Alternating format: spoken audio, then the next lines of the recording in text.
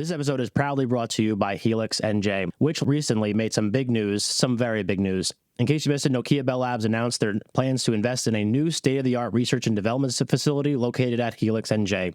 Nokia considered approximately 25 different locations across the country for their new home, but ultimately they chose the Helix because of its proximity to major cities, its access to talent, its community of industry-leading companies and universities, and because of its cutting-edge facilities and environments. For those not yet familiar, Helix NJ is a new 5-acre state-of-the-art innovation district located in the heart of New Brunswick, New Jersey that will house some of the world's most brilliant minds, projects, and organizations pursuing critical, life-improving innovations. To learn more, visit www.helixnj.com.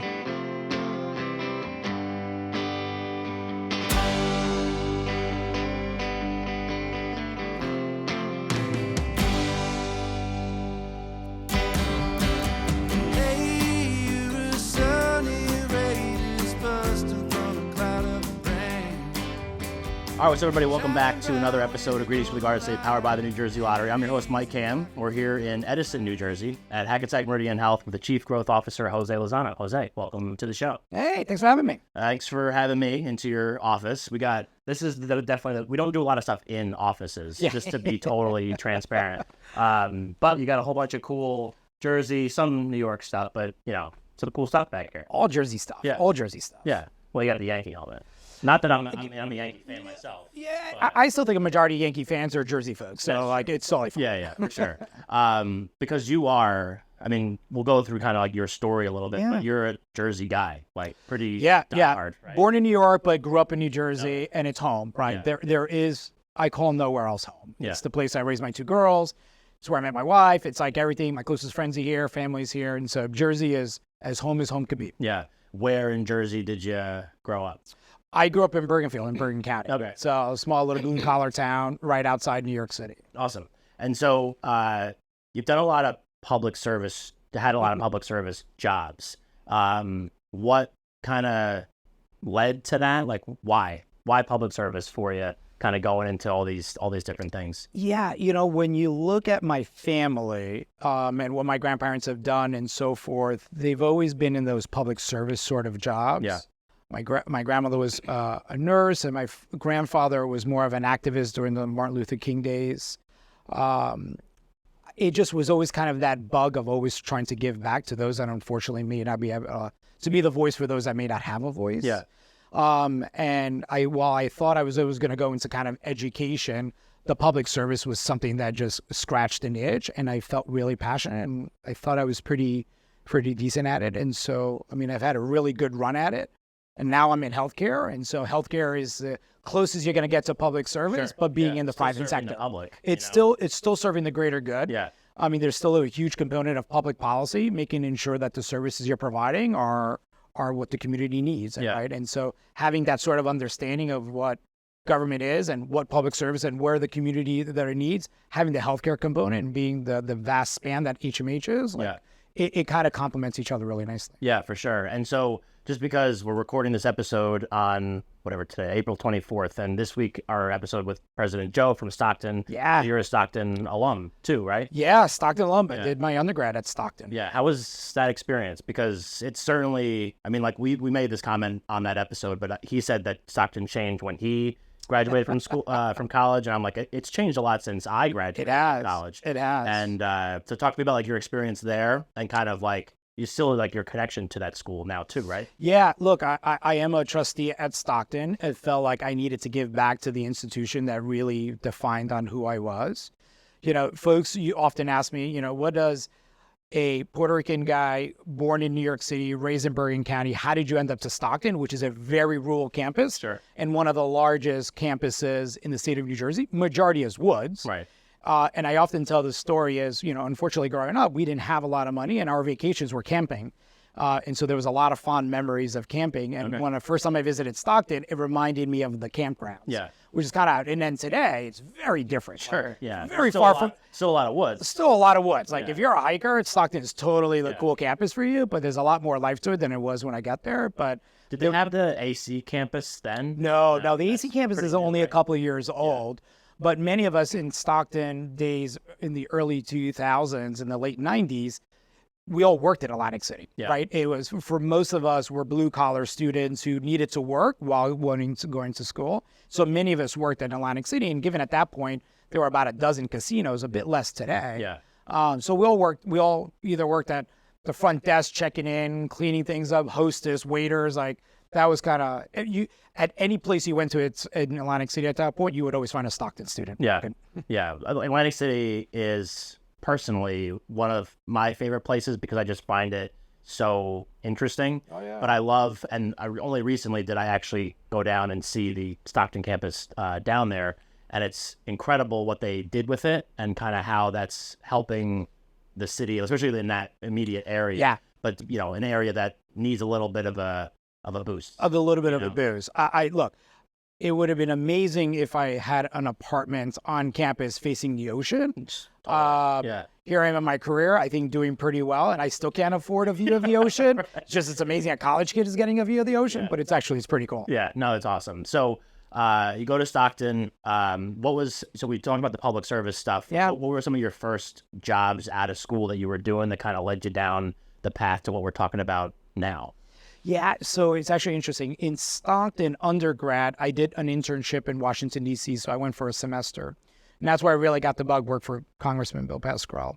And when I came back, I thought I was going to be going into education world. And it wasn't until, actually, it was really fascinating. Congressman Pascrell's office had called and said, hey, Corzine's office, who at that point was Senator Corzine, was looking for an education fellow. So I started to work with Senator John Corzine while I was finishing up my grad school at University of Maryland, College Park. And I just built kind of an interesting relationship with the team and so forth. And as I was looking to move back to New Jersey, there was an opportunity to work in a Senate office in Newark, not knowing at that point that, Senator John Corzine would then become Governor Corzine. Right. And so kind of rode the wave with the team and was working in the governor's office, and which was a really fascinating experience. And at that point, there was some really wonderful things that the Corzine administration had been doing public service, and it really just started to really kind of flame something inside of me that really wanted to give back. And so loved it. Yeah. I loved every moment of it. That's really cool. And just kind of like, finding that little hook, and then, you never know where people are going to wind up, to a degree. If you look at my past, I often say this, that I would have never predicted every step of the way that I was going for. There were individuals you met, opportunities, and there was always like kind of that grit in New Jersey. There's always 1 degree separation for someone who was from New Jersey, and you're like, hey, you did this, we need that, can you help out with this? And so it was really fascinating how each chapter of my life was carried on from the previous chapter, but never was predicted. Oh yeah, for sure. I mean, if you're trying to predict stuff, it's just not going to happen. Yeah, don't overplan stuff. No, don't overplan it. Definitely not. So you're working in the governor's office, doing different things, kind of getting connected to all these different people. Eventually, you wind up working in the Obama administration. That's right. Too, right? So talk to me about that experience. What that was like. Was that just kind of like a holy shit kind of moment for you? Was that? It was a magical experience, right? Someone who's a history buff, understands public service, to be able to work for the first African-American president and be an appointee was one of the biggest honors I've ever had. Lisa Jackson was the administrator. She had been the DEP commissioner in New Jersey. Yeah. So I had a familiar relationship with her. And I remember her calling once and saying, look, I could really use you down here as my deputy chief of staff, and then later briefly became chief of staff. But as deputy chief of staff, I need someone who's going to have my back, understand, things are going, and just give it to me straight. Yeah. And so I had a wonderful opportunity to be the deputy chief of staff of probably one of the coolest agencies in the U.S. government. But at the time, we were going through this very pivotal moment of defining what climate change is. There was still divide. Now, fast forward today, no one's really arguing climate change. Everyone's just figuring out what's sort of the path forward. Yeah. But, during my times at EPA was some really fascinating times. Fuel efficiency, it was kind of the biggest movement where I think has really sparked the electric vehicle movement today. Yeah. We were dealing with the BP spill, unfortunately, down in the Gulf. That's right. Yeah. We had Fukushima in Japan. And so there was not one quiet moment at EPA, but I felt like every day, the citizens of this country got my well worth out of me on this one there. Right. 14-hour days. Yeah. Yeah. Just 14? That's great. Yeah. On a good day. Yeah, sure. 7 days a week. Oh no, definitely 7. I don't think I got a day off. So yeah, I mean, I think that's a super interesting kind of path to take, because you're talking about like kind of the way that you like your upbringing, like where you're from, and then kind of like going to Stockton and winding up in DC and all the stuff that you kind of have done since then. When your time with the Obama administration was done, was that when you came back and started running Choose, or was that prior to? No, it was prior to Choose. I had, believe it or not, I had done a really wonderful stint, 10 years in multiple government opportunities. But at that point, I had a 3-year-old daughter. My wife was back at home. And my wife said it was time to come home and be with the family, because the commuting was starting to take a little bit of a toll. So I told the Obama administration that I was going to start to transition. I fell into this opportunity to work at Hackensack. At that point was Hackensack University Medical Center. So I had this opportunity to come back. And again, I was looking for this opportunity to move into the sort of the private sector, but I really didn't want to give up that public sector sort of component. And so working at a healthcare organization who is up and coming and was already the #1 hospital in New Jersey. And so to be a part of that sort of growth was fascinating. And I couldn't have asked for anything better from a transition. I often speak to young professionals in the government world, like, how was that transition from government to the private sector? I thought it was a wonderful transition for me. It was cool. And I told them, I was like, just never give the passion. If government sector is what you always want to do, you have to find something that's close. If you do a stark difference, you're just truly never going to be happy. And so try to find that true north for yourself. Yeah. And so when you started with Hackensack after the Obama, what were you doing then for that? I was chief of staff to Bob Garrett, the CEO of Hackensack University Health. Who's still the CEO, right? Who is still the CEO, which is fascinating. So I often tell the story that upon arriving at that, we had just opened up our 3rd hospital. 5 years later, we had done with the merger. We were up to 17 hospitals. So in 5 years, what was Hackensack University Health Network then became Hackensack Meridian Health, was the largest growth and expansion that the organization has ever seen. And to see that magical process go through and seeing what communities were going to be benefiting from Hackensack Meridian Health, redefining what the markets were, where the opportunities were, what services we needed to expand on. It's really absolutely amazing. And then I flipped over to work with the Murphy administration for a bit. Right. And so, and it is interesting that you said that kind of like at that time, because now I feel like almost wherever you go in New Jersey, like you see Hackensack Meridian Health. Of course. Like something. Of course. Hospitals, health center, whatever. Yeah. From as far south as you can go almost to all the way up, into Bergen County, like all that kind of stuff too. So let's talk about your time with the Murphy administration and Choose New Jersey a little bit too, because that's an interesting part of the story to me. It is. I had worked for Hackensack Meridian Health. Had the opportunity that at that point, Ambassador Murphy asked me to run his transition and help build his administration out. And so I had the amazing honor to help him navigate that with the full intent of coming back to Hackensack Meridian Health. I was not looking to leave a job and go back into permanent. And so at the conclusion of the transition, I did come back to Hackensack Meridian Health. And the governor really felt strong about wanting to recommend me to the board of Choose to be the CEO of Choose New Jersey. And while in the beginning I said, I'm really happy at Hackensack Meridian Health, there was a moment to think about this is something really cool, because I always felt New Jersey was never getting its fair share and its fair due and its reputation out in the world. And to have the opportunity to take my skill set in the marketing, the communications, and the branding, to have an opportunity to say, like, let's fix New Jersey's narrative, right? And defining, and I felt like the governor was really leaning on me to help define the voice of New Jersey, why New Jersey, and make that case in a really clear, succinct. And so when I look at, at that point, my second daughter was being born, and I looked at an opportunity to kind of redefine and make New Jersey and bring light to New Jersey, like some of the greatest things that we just love about New Jersey. I thought it was a really cool job. And so not only did I really do it for kind of myself and for New Jersey, but I wanted really to do it for my daughters and saying, we're going to put New Jersey back on the map and make it really cool. And so those were really 4 magical years at Choose New Jersey as being the CEO. And then Hackensack Meridian Health said, okay, it's time for you to stop playing in the government world. Could you please come back home where you kind of never wanted to leave? So it was a really cool opportunity those 4 years. Yeah, for sure. And you were the second CEO of Choose, right? I was technically the third CEO of Choose, but the first CEO to go through a transition. Okay. Choose New Jersey was created under the previous administration. So Governor Murphy was responsible for kind of that transition and really making sure that it was not intended to be a political organization. It really wasn't. We really wanted to kind of drive businesses to call New Jersey home, how to expand what's already here, and really define kind of some of the coolest things about New Jersey. Yeah.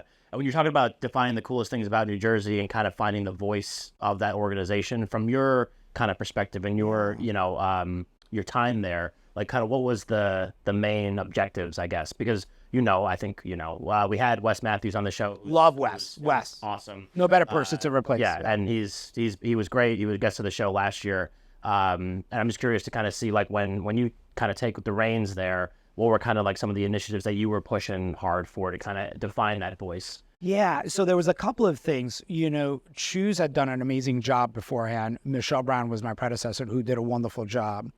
What I had realized was it was a difficult time for us to convince a company domestically to move to New Jersey in the Northeast. So convincing a company from North Carolina, South Carolina, the Texas of the world to come to New Jersey was a heavy lift, right? From a cost. If they pick those states, they pick them more often than not because of other costs. And New Jersey was a little bit more costly.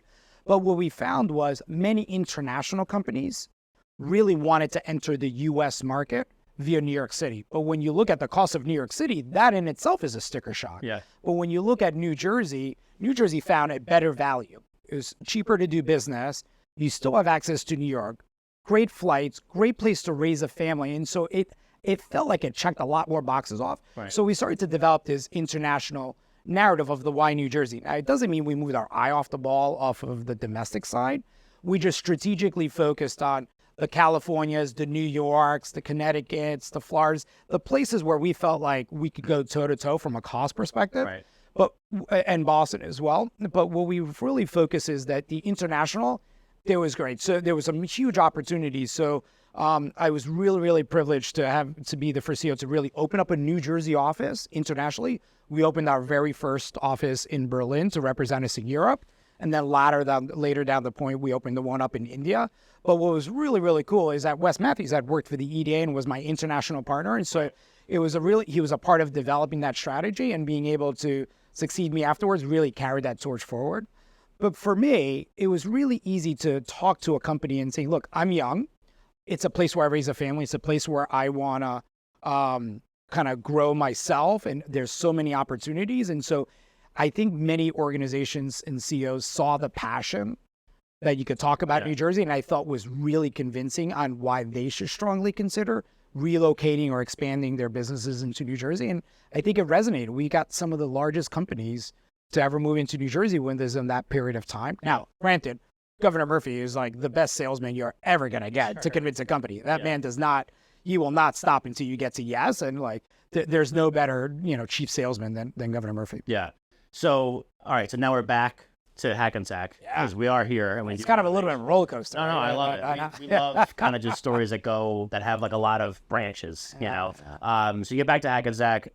When you get here, was chief growth officer like kind of what you came back as? Did you come back as something else? No, I came back as a senior vice president for partnerships. Okay. And because of the many relationships that I was able to build and really understanding the New Jersey market, I was really brought back to help kind of grow the organization via strategic partnerships, things that were just unique and sort of different.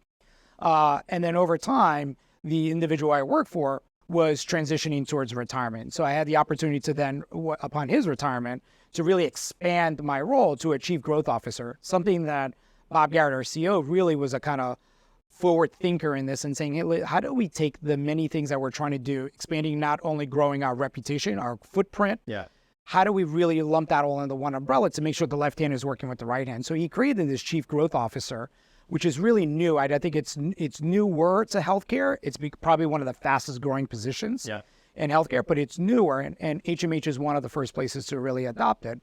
And it's really unique. It's, other than leading an amazing team in the marketing and the communications, the branding side, we have the patient access center side, which is kind of the call center and that front door. How do we get patients to enter the organization and really provide the services that they're really looking for? Yeah. But I also oversee the real estate footprint, really supporting and leading the efforts on our ambulatory footprint, so expanding our footprint beyond our 18 hospitals that we have. Where are those one-stop shop kind of locations that could be really convenient for the communities that we serve? Yeah. So really helping out the ambulatory. I'm overseeing really the real estate team, the facilities team. And so it seems like a lot, but there's really some really cool complementary components of the left hand and the right hand. Branding, experience, really working with kind of our footprint. It really meshes really nicely. Yeah, that's awesome. And I love kind of how we got all the way through that to this point in the story. So we're going to take our break, actually. Then we're going to come back and talk all about Hackensack and all the stuff that we kind of came here really to talk about. Not just you, of course. So this is the Greens with Garza podcast. I'm Mike Ham. We're here with Jose Lozano at Hackensack Meridian Health, Chief Growth Officer here. That's hard to say if I say it really fast.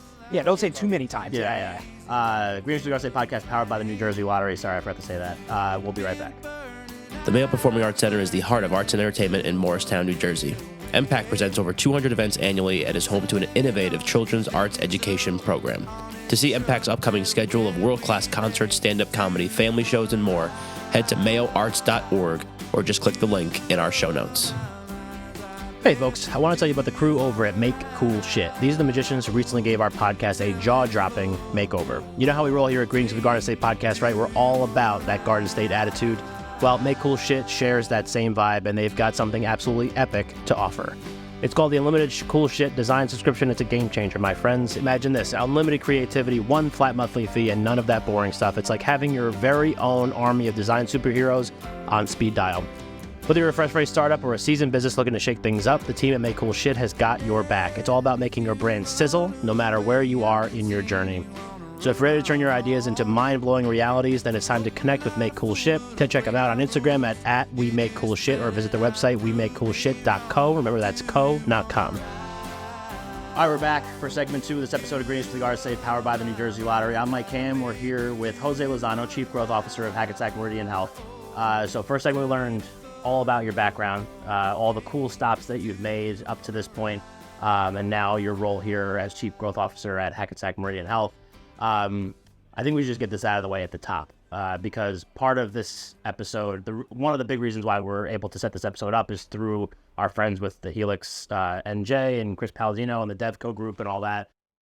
So talk to me about a little bit Hackensack's relationship with the Helix Project, kind of what you're excited about with that, because we kind of talked a little bit at the end of the first segment about all the stuff that you kind of have going on with the branding, the real estate, all that kind of stuff, and growing it out, and why that project is important for you and Hackensack Meridian Health as a whole. Yeah, and the state and the region and the country, right? Yeah, right. So what's really cool is while I was at Choose New Jersey, we ended up developing the strategy of the Helix. Okay. Not knowing that a couple of years later, HMH would end up being one of the founders and one of the leading individuals actually on that sort of campus.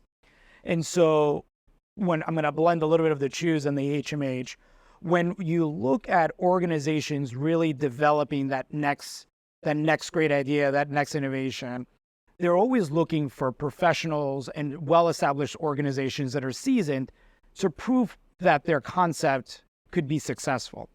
Having a location like the Helix, that you have 2 of the most premier healthcare organizations in the country in one location, and 2 of the most premier institutions of higher education, being Rutgers and Princeton, under one roof. Getting the 4 of us to be in one roof is absolutely unique, and it's amazing.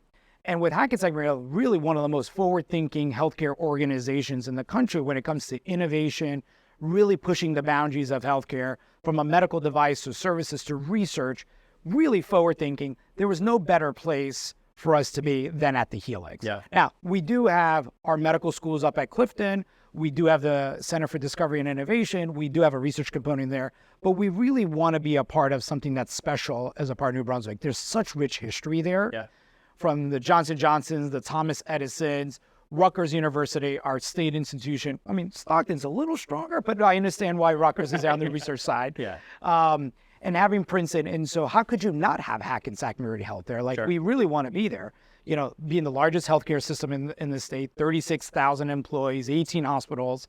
We are a test bed for full of innovation. I often say that Hackensack Meridian Health is like the microcosm of the United States. Yeah. When it comes to diversity, when it comes to the populations that we serve, when it comes to the communities we serve, we go from Palisades Medical Center, which is right in the most urban area, right outside New York City, to some rural campuses, to suburban. The diversity in the communities that we serve is truly is a microcosm. So when you look at innovation and ideas, why wouldn't you want to partner with Hackensack Meridian Health to prove point that is your concept could be something that could be scaled across the country and across the world? It is funny because you mentioned kind of like the history of New Brunswick. And just as a sidebar, Chris actually owns the title for the most watched Instagram reel that we've ever had on the show by a lot, like 150,000 views talking about the Johnson brothers and Thomas Edison, like all that kind of stuff. So that's pretty cool. It's really cool. And if you, I know my office doesn't face it, but right on the other side of the hall,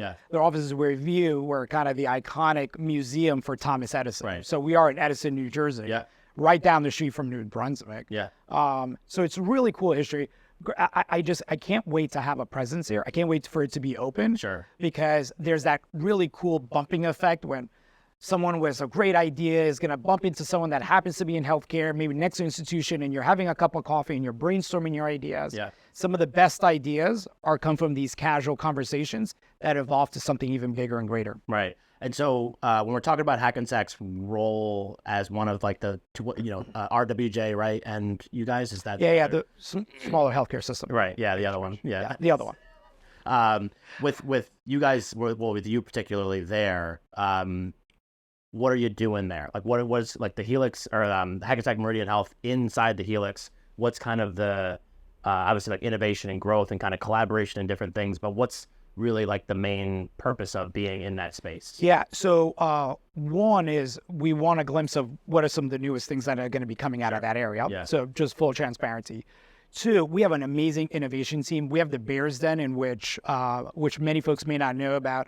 It was created several years ago in this organization. It was a financial commitment by the board to say, hey, we should be investing, helping to some of these startup companies with great ideas. We should help invest with the benefit that it helps some of the constituents and some of the patients that we serve in the future. And so we have the Bears Den. We have a team that really helps up-and-coming companies work with them. And so having that team have a presence there, not only getting the first glimpse of some of the coolest stuff that's coming about, but also be able to support them, help them, and interact with the folks here back at Hackensack Meridian Health, at each of our hospitals and each of our service lines to see where best fits. So I think that team will have obviously a significant presence there.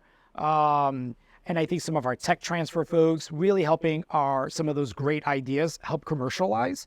And so I think it's not what's necessarily going to be on it. We have so many options to go there. We're just trying to figure out what the right mix is. And, often in these sort of projects, where you start may not necessarily always be where you end up. And so I think we'll have a kind of a rotation of folks going in and out of there.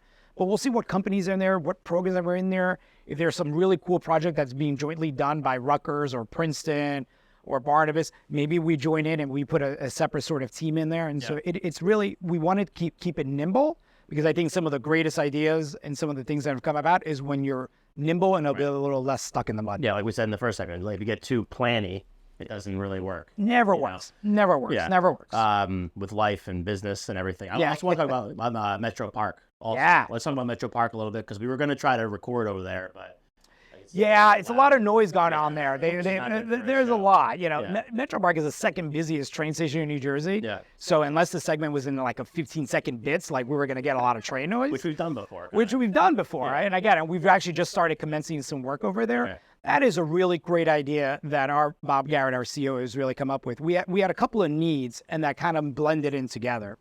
In this market, in Middlesex County, where we're currently sitting in, we saw that there was a huge growth in population, and that the services that we were providing, we needed to add more capacity.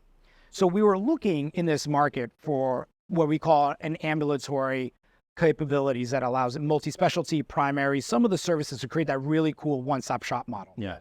And we really couldn't find a location that best fit that. But we also had another need on the other side, which was in this post-COVID world, we unfortunately have multiple locations for our corporate services that ranges around the state, but we have 3 locations immediately in this area.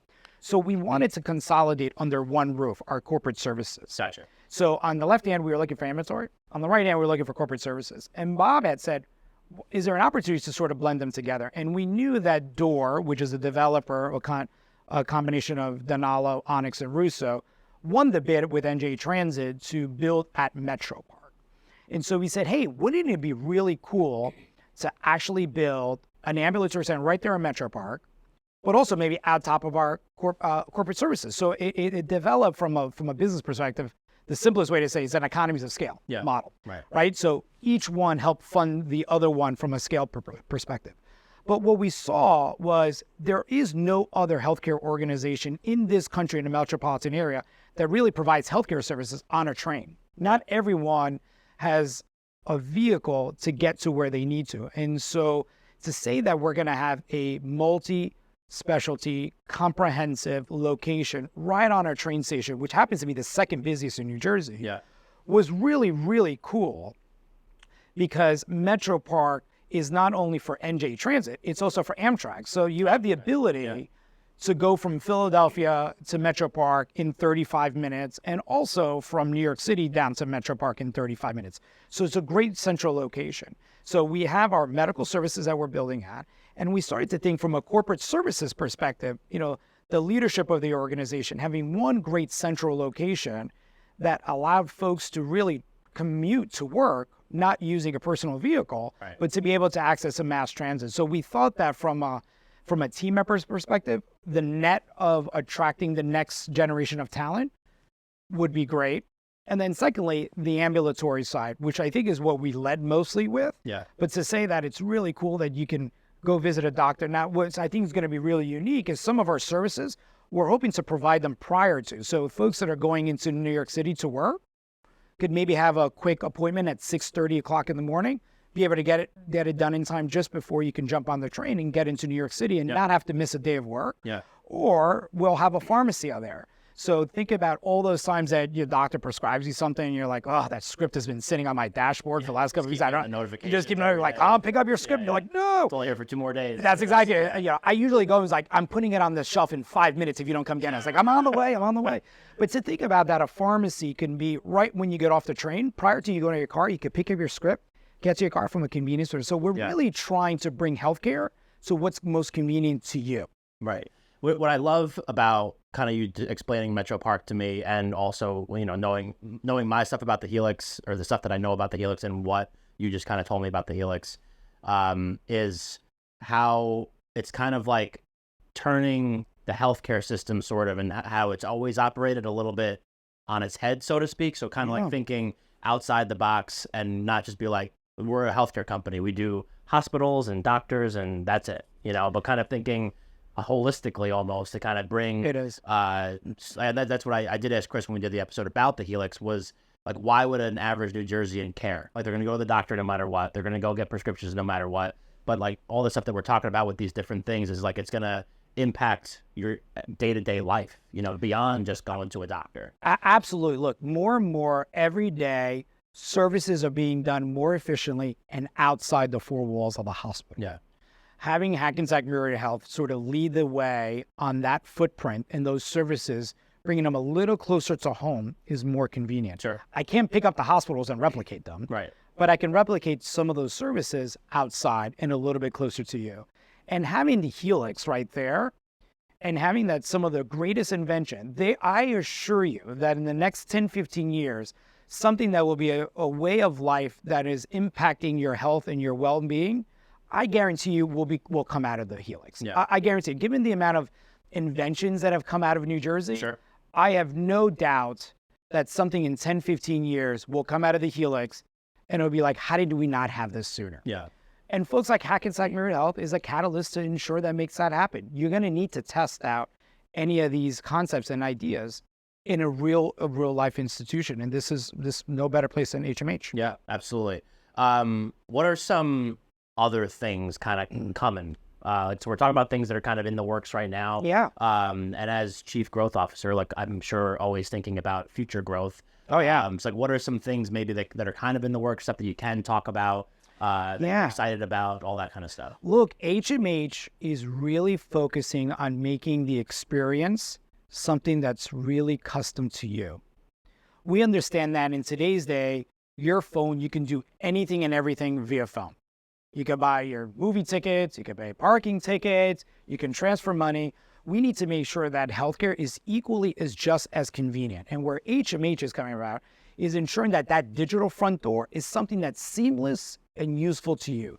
Scheduling an appointment at your convenient time, instead of picking up the phone and having to call and be put on hold and wait for the scheduler to come on and find the time, to being able to look at that live on your phone or on your computer to see what the most available time for you. We want to make it really easy for you because it's easier and cheaper to keep you healthy than it is to get you healthy when you're sick. Right. And so we really want to make that convenient. So for us, we're really focusing on how, Mike, we're going to make things easier for you to schedule an appointment, those annual physicals. Maybe we need to remind you via technology about emails or text messages. Hey, it's time for your checkup again. Here are these results. Your prescriptions. Prescriptions. You got to go get it after this episode. But really trying to find a really convenient way. So I think we're more forward looking about how we're making things really healthy for you. There's so much going to the home. I think there are some things that HMH will be coming out and how we're going to take much more of that healthcare away from one of our facilities closer to home, where let's be clear, you heal better and you just feel better when you're able to take care of yourself at home. Like home is home for a reason. And so I think the more and more that we can do things at home, I think the better off the patient is, and I think the better off that HMH can be at. And there's some really cool things coming out of our CDR, Center of Discovery and Innovation. Some great research that they're really focusing on. You know, they were really one of the early individuals who helped combat COVID with the testing and understanding how many strands and what strands were in this area so they can kind of match it up with the vaccine. Really amazing work. That team up there just deserves all the kudos because I think they were definitely a huge part of kind of getting us in this post-pandemic recovery. Yeah, for sure. But HMH, we have a lot that's coming about. You know, there's some really great activities that are going to be going on in New Jersey that I think HMH will be a part of. I think the World Cup is something that's really cool. It feels like it's only in 2 years, but it's around the corner. We'll be a part of. You know, the New York Giants, by the time this airs, New York Giants, we coming out to celebrating their 100th anniversary. That's crazy. Which is kind of wild. I mean, HMH has been taking care of the New York Giants and its fans for a long time. I think for us to be celebrating, you know, the last 100 years and, you know, looking forward to the next 100 years, I think there's some really cool stuff. So HMH is going to be leading a lot of fun stuff, but I think you'll be seeing a lot more of us in the news in the coming months. Yeah, for sure. And so can we also talk about too, and you had mentioned this a little bit earlier, but I kind of wanted to go a different route, but I do want to circle back to it. Sure. Is serving as HMH continues to grow and all that kind of stuff, serving communities that probably before were almost underserved when it came to healthcare and all that kind of stuff. Yeah. So we talk a little bit about that because I think that's, when we're talking about Jersey, there's my favorite thing about Jersey is that it's so diverse, but diverse in a lot of ways. Socioeconomically, you know, all these different things. And with Hackensack and what you guys are doing here, I'm sure that kind of comes into play as well as making sure that, you know, as you grow, you're continuing to serve more and more communities around the state, right? Yeah, we want to not only serve all of those communities that we can, but we want to really make it convenient. And so we have an amazing strategy team that's really focusing about understanding kind of the needs of the community to ensure that the services we build actually match up to the community needs. So we're not just plotting locations just to plot them from a revenue perspective. We're really trying to serve the needs of the community. Now, our clinicians are also spending a bit of time understanding the individuals and the patients to ensure that food insecurities, needs, behavioral health, we're really focusing on behavioral. We know that the pandemic has really brought light to many of the complexities of the behavioral health. And so we're investing a bit more time in ensuring that our clinicians are all informed and educated about some of the signs to ensure that we're taking care of the whole patient, not just the purpose that the patient was coming in for. But when you look at the most northern tip of our footprint, our market, where we have the most amount of coverage in the northern part of Bergen County, all the way to the most northern part of Atlantic County, I mean, we have this span of the entire coastline of New Jersey. We're looking to ensure that, you know, at any point you have a touch point within 15 minutes of your home to some Hackensack Meridian Health services. We're going to continue to expand our footprint to make that maybe even closer and even more convenient for you. Yeah. So again, we're trying to bring the care to you versus you having to go find the care kind of situation. No, I love that. And I think that, as it's just accessibility, like whether it's food, healthcare, like all these different things, I think that's a big thing like that impacts a lot of these communities that we're talking about. And I do want to shift it a little bit more kind of as we wrap up here. Sure.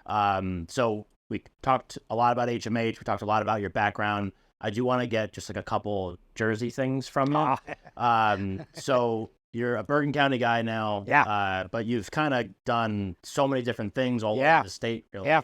Do you have like spots that you're just like, oh, I love going to here? Like what are some of Jose's spots in Jersey? Ooh, wow. How am I not going to get in trouble picking one or leaving someone off the list? Yeah. I always do. Yeah, I no. always leave somebody off and I'm just like, oh man, I should have said this one. Yeah, for me, the places where I feel relaxed and I really enjoy life, we try to spend the summers at the beach or down the shore. And so Long Beach Island is a cool, wonderful place. And, look, Cape May Brewery in Cape May in the South, awesome sort of beer. You go up, you got Clam Chowder Fest over in LBI. It's always a really, really fun time. Yeah. Mac and Mango's Pizza in Summers Point, awesome. Not bad. When you look at Bergen County, I love Oceanos. It's Greek Mediterranean, still kind of family owned, great customer service, spectacular food. Yeah. What I love about New Jersey is like whatever ethnic food you're sort of looking for, you want something different, you've really have gotten it. Yeah. And if you look at my waistline, I clearly enjoy the pastas and the Italian. So I'm not even going to attempt the Italian food kind of situation, but it feels like I got to go wherever you want to meet up. I'm sure there's a great restaurant within 15 minutes of that. We're going to find out. Yeah. But, yeah. What do you think? Like, and I think the other thing too is like, what do you think people sleep on about New Jersey the most? Like people are just like, oh, I didn't even know that you could do this or. I think where people forget unless you're physically here, right? Often the turnpike cuts through some of our most industrial areas. Sure. Parkways down sort of the coast. We're a very highway-centric set of state. But I think with the folks who move into New Jersey or spend a significant amount of time in New Jersey realize that you can have it all. You can go from the urban walkable community of Jersey City to like a really cool walkable suburban like Montclair. You have the mountains up in the northwestern part of the state. Yep. You've got the Jersey Shore. So whatever itch you are trying to scratch, you totally have it in New Jersey. Yeah. From the hiking to the beach to relaxing to kind of that nightlife, you kind of have it all. And I think do it all in a day. You could literally do it all in a day. I often tell folks, it's like, you go to California, if you want the beach, you're driving hours or maybe even a day to get to it. For us, there's no part of New Jersey you can't get under in 2 hours kind of situation. Yeah. And so I think most folks are just forget that, I can go one day starting in the morning down in Atlantic City doing meetings at Stockton, so you've kind of have that beach casino sort of life, but I can grab lunch in New Brunswick in downtown on George Street and then go home to kind of Oradell, Bergen County and have a little suburbia. Like I could do that all in a day. Not many other states and cities and communities could you do that. And New Jersey's got a really cool feel for that. Yeah, I love that answer. And I agree with all of it.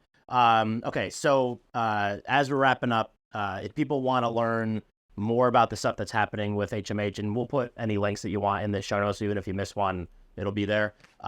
Where should people go to kind of learn more about what's going on, connect with you guys, all that kind of stuff? Look, we have a really robust Hackensack Meridian Health website.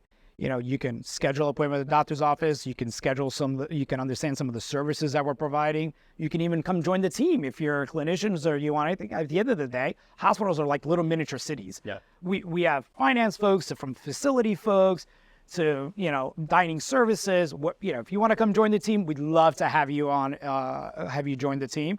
But if you want to learn more about some of the services we're providing, Hackensack Meridian Health website is always a good one-stop shop.